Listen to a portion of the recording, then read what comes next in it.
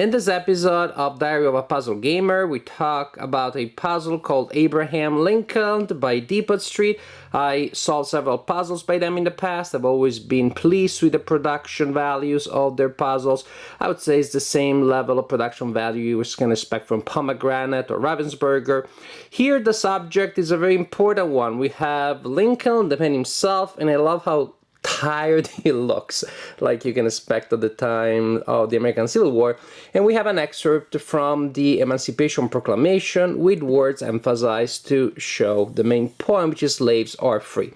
Of course, when you read the entire quote, and also if you read the entire text, it shows the contradictions of that proclamation. That sure was not a general declaration of principle against slavery, was not about universal principles. It was a wartime measure that freed the slaves in the rebel states, meaning in the places where they could not actually be freed, and left people enslaved in the states of the Union. What a paradox. But we know it was still very important. It was a step, in fact, towards abolition of slavery in general. And I would say I like the fact that the quote, if you read it all, shows those elements, shows those contradictions. So, as for the puzzle itself, it is a 1,000-piece puzzle. Here you see it when it's solved. And it is very difficult, no doubt about it. When you have text, usually that makes the puzzle a lot easier. And here you have, again, the big words, then some words that form a quote, and then in the background you have more words. So that should really help, but I'm going to tell you, I don't know, it didn't help all that much. Of all the puzzles that I saw that had text, maybe this is the one where the text helped the least. The way the text is broken down in between pieces, it barely helped me with the orientation. And I don't know, it looks like the way Lincoln wrote the letter N or the letter R, when you break it down into pieces, they look like each other a lot more than you would expect. So, while the text is possibly the least challenging part, it's not trivial, and it's a lot harder, I found, than in a lot of other puzzles that use text. And then the background, basically the way it proceeded. First I separated the dark blues, and I found out that for some reason it was still very hard to place them, although some were against the edge. So from there I did the dark red here, then the light red, then the light blue, and then the white, and then finally the black and the face last.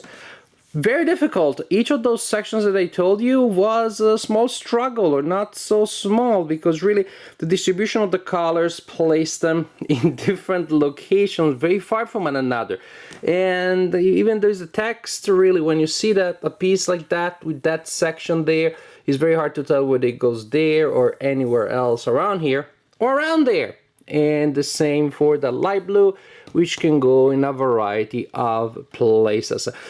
The face, with the exception of the eyes, again, it pretty much was an abstract blotch of colors. So very challenging, definitely, but also very rewarding and very fair. A puzzle where maybe I had one false positive, and that was that. So the cut has a lot of variety, creates patterns that do not repeat, and so you're not going to have an ambiguity there.